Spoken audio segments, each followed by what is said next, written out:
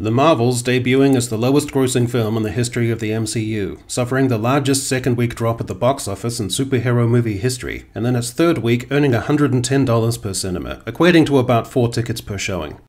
The Flash, an incoherent multiversal mess with beloved IPs incongruously shunted in irrespective of clashing aesthetics or any particular resonance or meaning, and fronted by a neurotic, walking repository of every lame, prissy, and dysfunctional modern identity politics hang-up. All culminating with a bamboozled audience staring clear, and the film causing Warner Brothers to lose around $200 million, making The Flash the 6th biggest box office bomb in Hollywood history. The Mandalorian Season 3, almost delirium-inducingly tedious, featuring a cameo from the gargantuan Lizzo, taking time from her busy schedule of making a spectacle of herself playing the flute in gaudy spandex and haranguing backup dancers to spout some inconsequential dialogue alongside Jack Black. Box office bomb Elemental, boasting it features the first non-binary character in a Disney Pixar release, which is the purest, distilled, most absolute nothing imaginable, an accolade that is anti-meaning, reverse polarity significance, and is a weird characteristic to imbue into a 600-degree walking torch.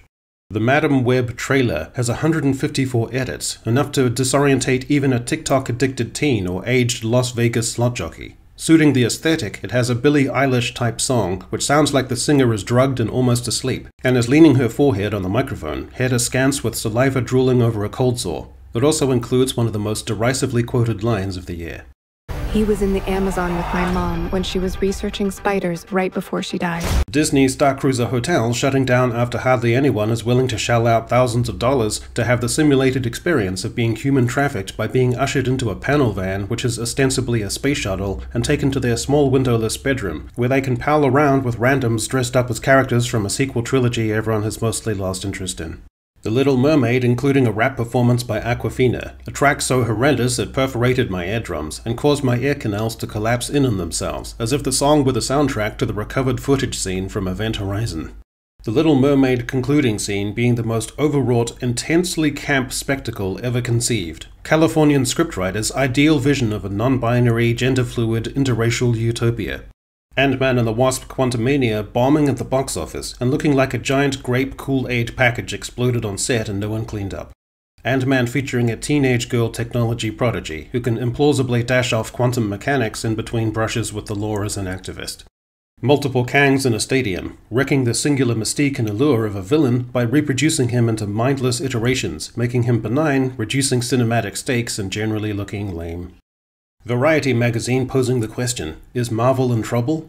The most rhetorical question ever thought, uttered, or written down in history. More rhetorical than Maximus asking, "Are you not entertained?" or Percy Shelley asking, "If winter comes, can spring be far behind?"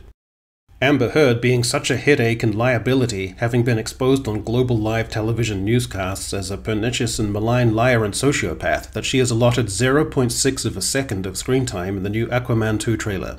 Sabine Wren in Ahsoka being stabbed with a lightsaber and somehow surviving, despite her intestines being cauterized and turned into sausage, her liver suffering catastrophic disruption, and her inner tissue and stomach lining being subjected to irreparable scalding and rupture at extreme temperatures.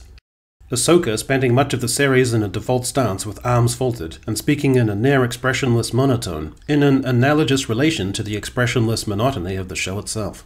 Rebel Moon describing itself as inspired by the works of Akira Kurosawa, the Star Wars films, and heavy metal magazines. Add in a generic strong female character, a soundtrack full of Inception-style generic bois, a chick sassily shouting out some generic indie pop nonsense, a generic white male villain, and put it all in a postmodern blender on maximum setting, then pour out the gunk and goo into bowls for people to listlessly consume without thinking or feeling anything. 2023 at its most dispiritingly, achingly 2023. It is announced that Rey will return in a new Star Wars film, showing the absolute death of creativity and imagination of the franchise, and a decision made despite Daisy Ridley's last film struggling to gross even $1 million, and the poster looking like it was made by a teenager desperately late with an assignment using Canva.com. Trailer songs, beginning a trailer with a classic track like Something in the Way in the Batman trailer, or Yellow Brick Road in the Ant-Man trailer, and by the end, the song has been layered with so many swirling, dense, overwrought synths and electronic textures and pounding percussion that you feel you are being flung around in a sonic tornado, your eardrums lacerated and ruptured, and you have been psychologically born into submission, like when the FBI deliberately play air-splittingly loud heavy metal music outside a cult compound. Velma, bastardizing a goofy, cheesy, good-natured camp cartoon from yesteryear and allowing Mindy Kaling the opportunity to provide the desperately overdue representation of Indian bisexual girls in the Scooby-Doo universe, and swapping the pleasant spirit of the original for a facetious, snide, identity politics-infused and banal show with lesbian cop parents and small dick jokes.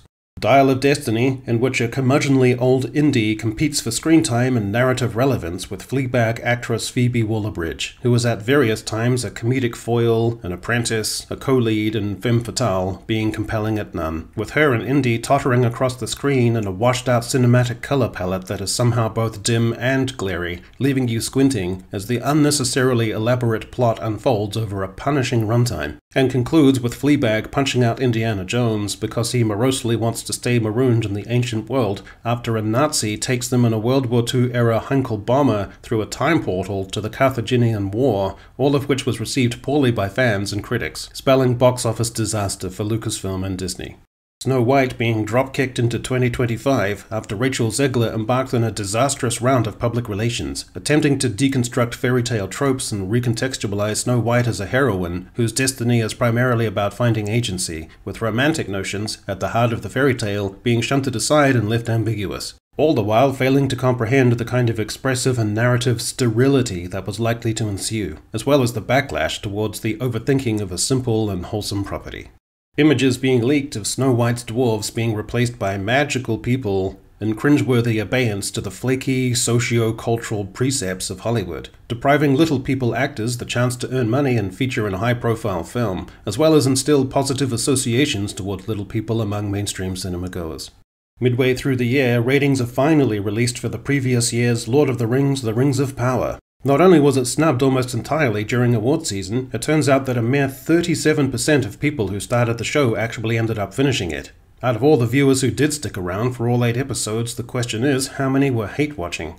Scott Pilgrim takes off. The writer of this bait-and-switch, exercise in identity politics, bastardizing the source material, admitted that Scott was a toxic masculine character, despite having scarcely any masculinity, and subsequently the character of Ramona was forefronted to compensate for this lack of masculinity.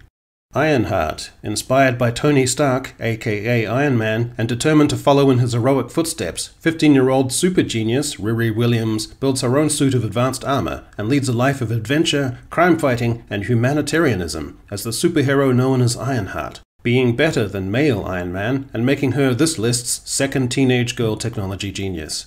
Exorcist Believer, a pointless sequel in which Ellen Burstyn contends with a little white girl and a little African-American girl who are both possessed, and laments, midway through the film, that she was deterred from having a greater sway over events in the original film because, to quote her dialogue, "I'm not a member of their damn patriarchy."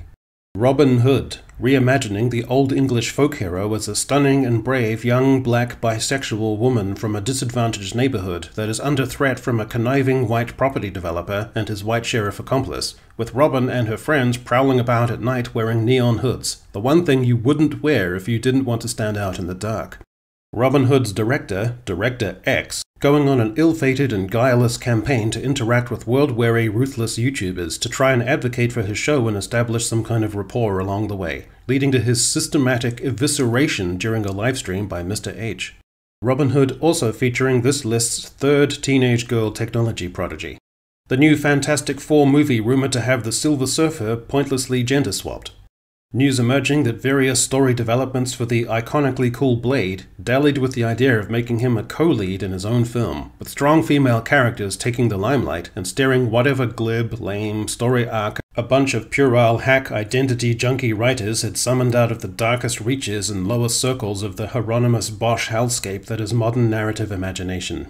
Willow pointlessly resurrecting the last item remaining in the Lucasfilm vault to flaunt the sweet and sensual sexual awakening of a ginger-haired girl under the seduction of a plucky, established lesbian, and the two of them lesbianizing as irrepressible lesbites in lesbicious fashion, while a narrative about spells and quests progresses in tandem without overshadowing the lesbotic tendencies of the Scissor Sisters whose coupling provides a romantic and optimistic core to the story. Batgirl getting shit-canned because its lack of quality made it irresistible low-hanging fruit to the ruthless David Zaslav, who saw to it that the lackluster and doomed production was purged from the company's schedule, wiped off the servers, and extinguished from existence as a tax write-off. Blue Beetle, a bomb at the box office for DC, only garnering $125 million worldwide and $104 million budget, suffering from dwindling interest in DC heroes and the character's lack of popularity.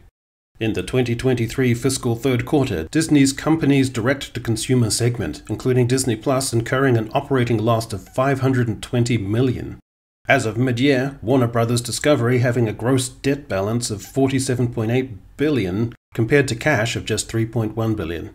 Doctor Who making classic villain Davros able-bodied, because depicting him in a wheelchair would only perpetuate negative stereotypes, leading to mainstream people latently associating wheelchair-bound people with villainous intergalactic psychopaths hell-bent on the destruction and subjugation of whole worlds, who occupy a mechanical life support apparatus in a children's sci-fi fantasy show. Doctor Who including this line of dialogue. Something a male-presenting Time Lord will never understand. Doctor Who featuring a half-Asian Isaac Newton, because it is empowering and we live in an unmoored and weird relativism where an 11th century Viking, Anne Boleyn, Greek folk hero Achilles, and the Regency English Queen can all be betrayed by diverse actors, because to deny them such opportunities and roles would be reactionary. Shazam! Fury of the Gods earning only $133 million at the box office, making it, briefly, the worst box office bomb in the DC cinematic universe.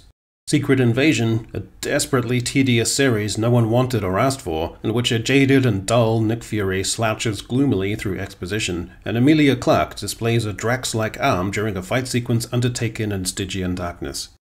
The Idol, a lurid and sleazy show about a pop star that tries so hard to be edgy and coolly shocking that you start to feel sorry for it. For a show that seems to satirize how out-of-touch successful celebrities can be, it is ironic to see how pleased with themselves the creators of the show seem to be. It's not in on the joke, it is the joke. Jodie Turner-Smith sharing her thoughts at Star Wars Celebration. So my character, you know, she's a powerful leader. She's a powerful leader. Yes. Like Star Wars is very like patriarchal. Leslie Headland, unabashedly and forthrightly bringing queer takes to Star Wars. Witcher Series 3, a show the director and showrunners had implied they didn't especially want to make, that the author of the source material didn't especially endorse or care for, that the lead actor wasn't happy to be part of, and with a dwindling audience that didn't especially want to watch it. I would say it's a perfect storm, but a storm at least has a degree of activity, albeit meteorological. Fuck.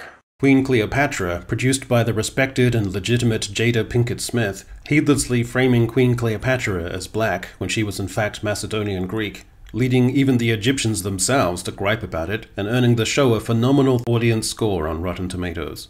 Dave Filoni continuing to fail upward, being promoted to Chief Creative Officer at Lucasfilm, despite Ahsoka, which he helmed, receiving the least streaming interest of all the Star Wars Disney Plus shows. The generally creatively stripped-mined franchise, the lack of enthusiasm or magic of Star Wars as a brand, the oversaturation of the market, the remaining specter of Kathleen Kennedy, and the sheer, drab, commodified nothingness of it all. Wheel of Time, one of the most famous fantasy series ever about why the genders need to work together and complement one another, and instead the source material is bastardized and turned into a feminist power fantasy with no heart or soul.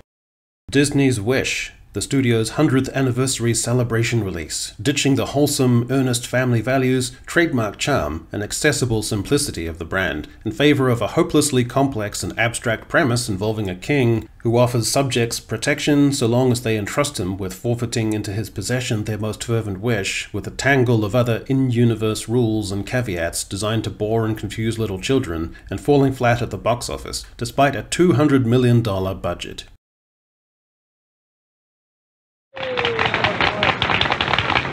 To all who come to this happy place, welcome. Disneyland is your land. Here age relives fond memories of the past, and here youth may savor the challenge and promise of the future.